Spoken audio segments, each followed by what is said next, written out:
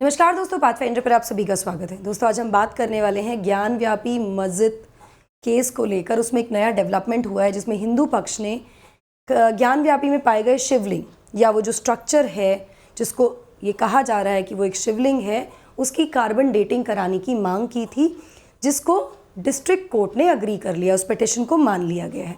क्या है carbon dating? आज के सेशन में मुख्य रूप से हम इसी के बारे में बात करेंगे और समझेंगे कि क्या वाकई में हम उस शिवलिंग की या उस आकृति की कार्बन डेटिंग करके आइडेंटिफाई कर सकते हैं, पता लगा सकते हैं कि ये कितना पुराना है, जो कि एक्चुअली आर्ग्यूमेंट भी है। ठीक है, तो पहले न्यूज़ आर्टिकल्स देख लेते हैं। What is carbon dating and can the Gyanvapi Shivling be dated by the technique?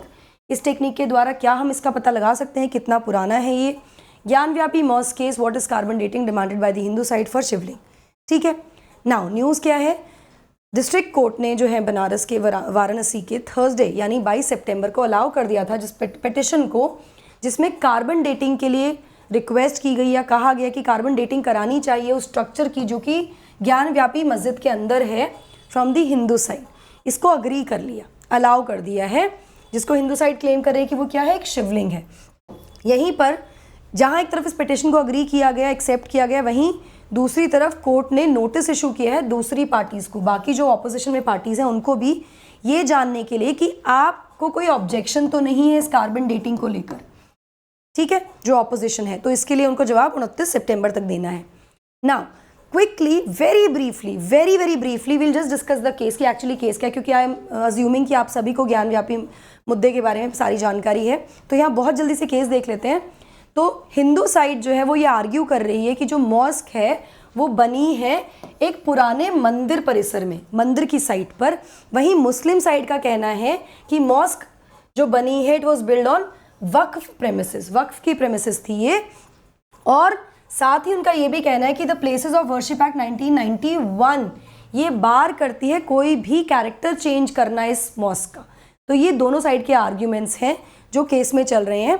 Case initially कहाँ पर इसकी हियरिंग चल रही थी? It was heard by the civil जज सीनियर डिवीजन, लेकिन बाद में इसको सुप्रीम कोर्ट के इंटरवेंशन के बाद सुप्रीम कोर्ट ने इस केस को ट्रांसफ़र कर दिया डिस्ट्रिक्ट जज को ऑन May 20 इसी साल।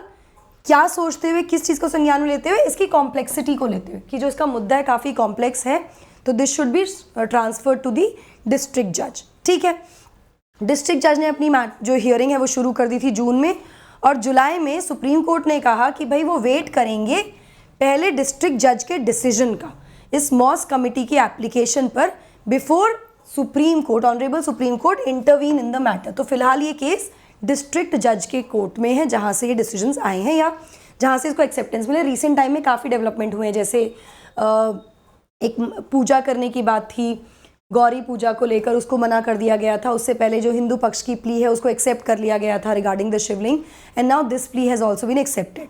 ठीक है, तो बेसिकली आज के सेशन में will be majorly talking about carbon dating technique, and then will talk about कि क्या जो वो स्ट्रक्चर है ज्ञानव्यापी मस्जिद के अंदर, वो उसको जिसको शिवलिंग क्लेम कर रहे हैं हिंदू पक्ष के लोग, क्या वो कार्बन डेटिंग से आइडेंटिफाई कर सकते हैं? क्या उसको हम एक्चुअली पता लगा सकते हैं वो कितना पुराना है? मेजरली आज इसी पर बात करेंगे हम। बिफोर मूविंग फॉरवर्ड, आप मुझे इन टेलीग्राम चैनल्स पर फॉलो कर सकते हैं मेरी सभी क्लास की अपडेट, PDFs एंड शेड्यूल के लिए। अनअकैडमी ऐप पर आप मुझे फॉलो कर सकते हैं दोस्तों मेरी सभी स्पेशल क्लास और प्लस कोर्सेज के लिए।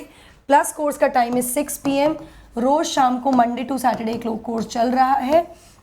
एनरोल करने के लिए आपको सिर्फ मेरा कोड यूज़ करना है NDLive10।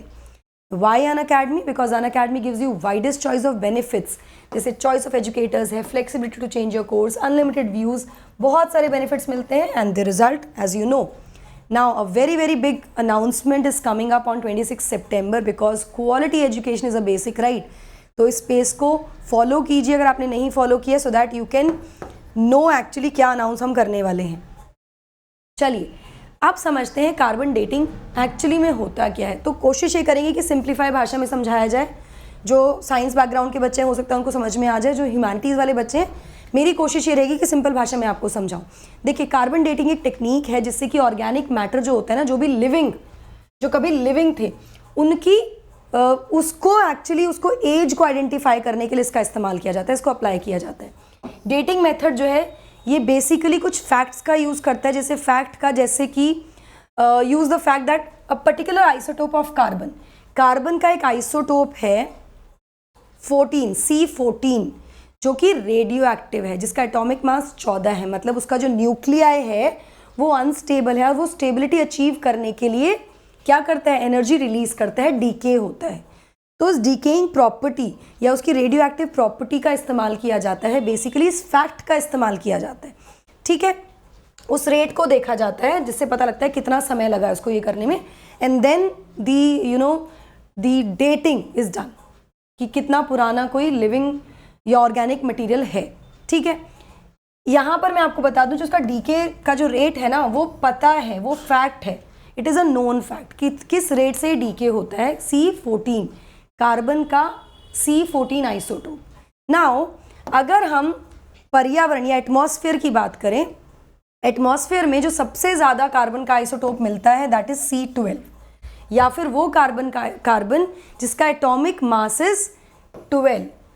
यहाँ पर बहुत कम अमाउंट में C14 भी अवेलेबल होता है। तो दो आइसोटोप जो एटमॉस्फेयर में अवेलेबल हैं वो है C12 एंड C14, कार्बन के ही आइसोटोप्स हैं ये, कार्बन का एक तरह से समझ लो सिंपल भाषा में कार्बन के ही फॉर्म्स हैं, जिसमें C12 is a little it is stable, ये स्टेबल है, लेकिन C14 रेडियो एक्टिव है, मतलब ये स्टेबल नहीं है, ये स्टेबिलिटी अचीव करने के लिए, अटेन करने के लिए डीके होता है, ठीक है।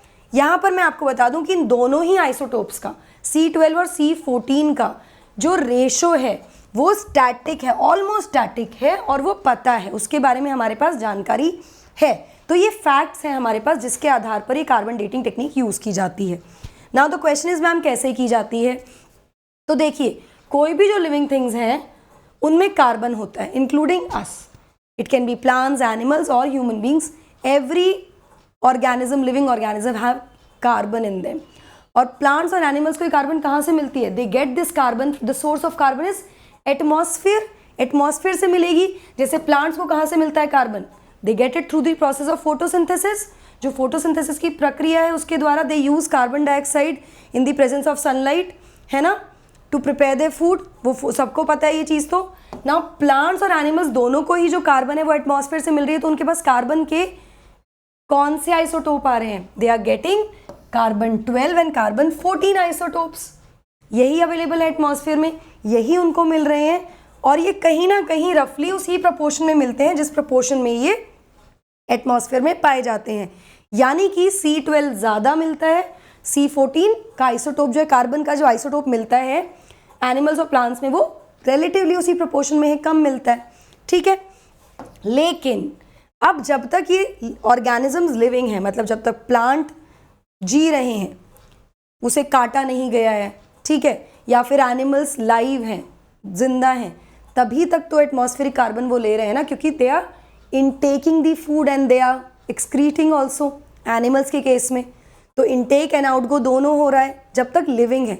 बट वंस द प्लांट और द एनिमल डाई, ये जो प्रोसेस है of intaking the carbon and excreting और आउटगो जो होता है कार्बन का, वो बंद हो जाता है, रुक गया।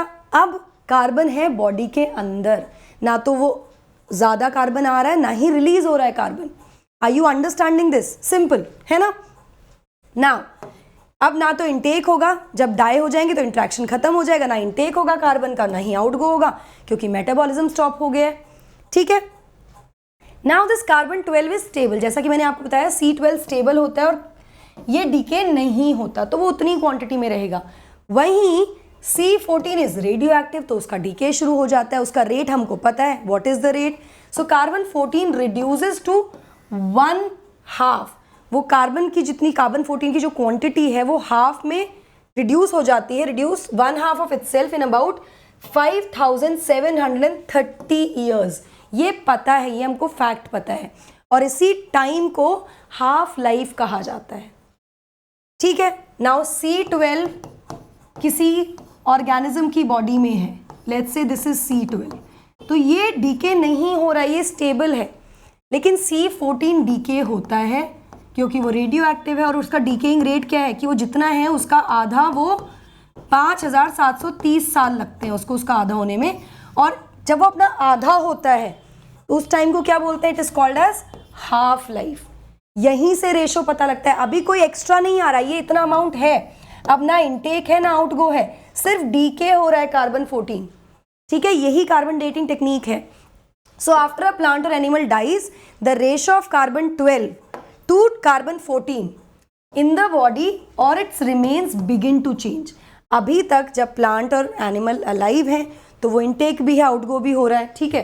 तो अभी रेशो जो है C12 और C14 का यही रहेगा, लेकिन वंस द ऑर्गेनिज्म डाई, अब ये रेशो बदलना शुरू हो जाएगा, क्योंकि C12 तो उतना ही रहेगा, लेकिन C14 डीके होना शुरू हो जाएगा। इसी से पता लगाया जाता है एज का। Now this change can be measured, अब इस चेंज को मेजर किया जा सकता है विद द रेट, क्योंकि रेट का हमें पता है कि उसको इतना समय लगता है, कितना कार्बन 14 है उससे पता लग जाता है, क्योंकि वो चेंज होने लगता है, and can be use to deduce the approximate time when the organism died. और इससे ऑर्गेनिज्म की मृत्यु कब हुई है उस टाइम को, अप्रॉक्सीमेट टाइम को डिडक्ट करना, डिड्यूस करना पॉसिबल होता है। लेकिन ये लिविंग में है। What about the non living things? Living में तो समझ में आ गया, कार्बन इनटेक भी हो रहा है क्योंकि उसमें बॉडी में कार्बन है। नॉन लिविंग थिंग में कैसे करेंगे? तो यहाँ पर चाहे कार्बन डेटिंग जो टेक्निक है वो काफ़ी ज़्यादा इफेक्टिव टेक्निक है ना, क्योंकि फैक्ट्स पे बेस्ड है, डेटा पे बेस्ड है, साइंटिफिक तरीका है। Carbon dating it can not be applied in all circumstances, सभी स्थितियों में इसको अप्लाई नहीं किया जा सकता। स्पेसिफिकली इसका इस्तेमाल नहीं किया जा सकता to determine the age of non living things like rocks हैं, फॉर एग्जाम्पल रॉक्स की एज आइडेंटिफाई करने के लिए इसका इस्तेमाल नहीं किया जा सकता, ठीक है।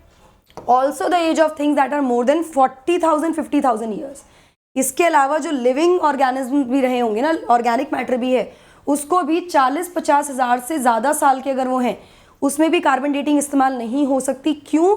फॉर द सिंपल रीज़न कि अब तक C14 डीके की 8 से 10 साइकिल हो चुकी होंगी, हाफ लाइव्स हो चुकी होंगी, वो हाफ हुआ, फिर हाफ हुआ, फिर हाफ हुआ, फिर हाफ हुआ।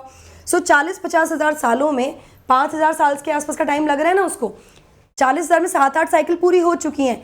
बाय द टाइम 40-50 हज़ार साल पूरे होते हैं, कार्बन 14 नेग्लिजिबल हो जाता है, ऑलमोस्ट नेग्लिजिबल, और इसको डिटेक्ट नहीं किया जा सकता।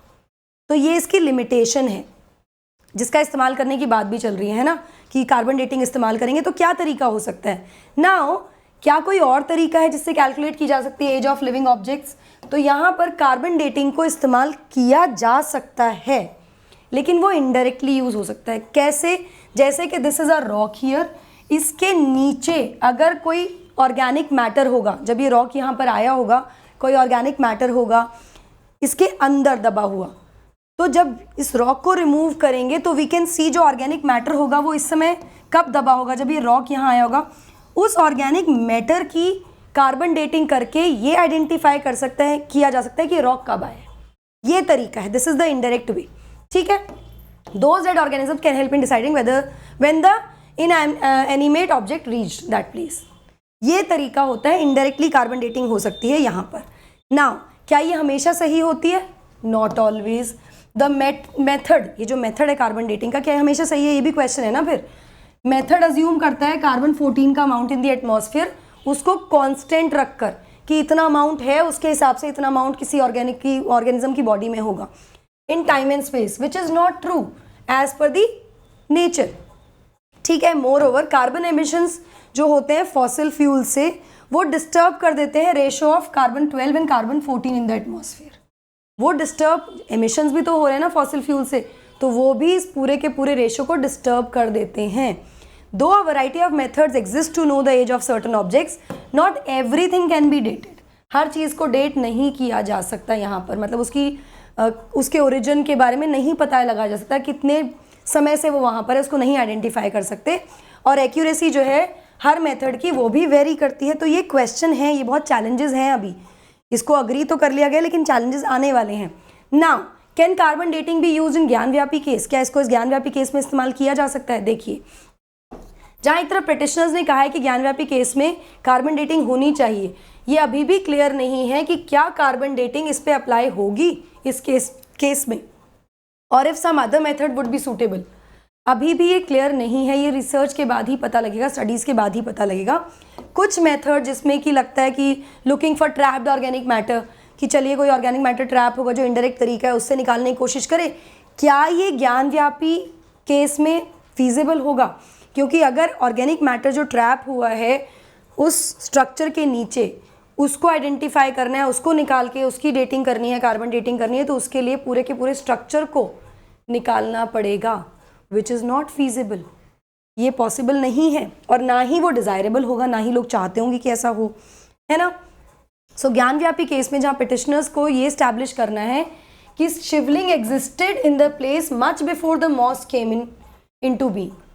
यहाँ पर मॉस्क जो आई है वो 1669 की बताई जा रही है, 1669 में वो बनी है। तो यहाँ पर ये पिटिशनर्स का उद्देश्य है ये बताना कि वो जो शिवलिंग है वो इससे पहले का है। तो उसके लिए कार्बन डेटिंग के लिए क्वेश्चन किया जा रहा है, कार्बन डेटिंग कराइए।